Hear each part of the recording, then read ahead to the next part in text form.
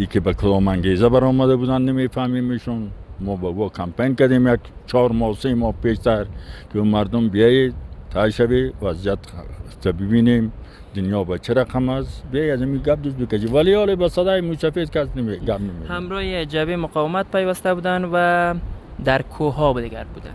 در کوه بودن، البته مقاومت بودن. در کوه خود گوشنه مقاومت بود که وقتشون کمک میکرد چیزی میخوردن.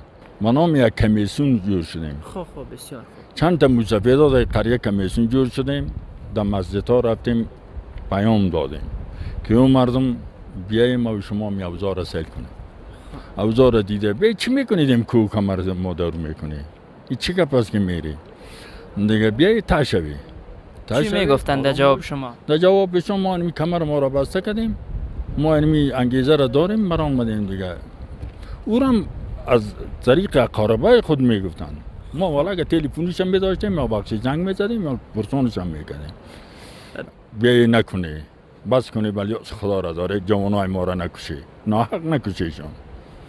اگر این حق است، راست است، این بچه تو هم که در پولیس باشه یک گپی نیست.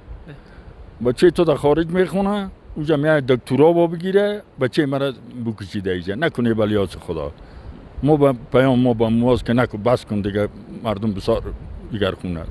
مردم بسیار جگرخون است که قدر جگرخون است که نان بخوردن به خدا که شما روزی خدا پیدا کرده بتونه مردم. ولی از دست مواز یک انگیزه پیشتر نگوتونه باشه که از کنی میبره، یا اوی انگیزه چی است اوش با من نمیفهمم نمیتونم.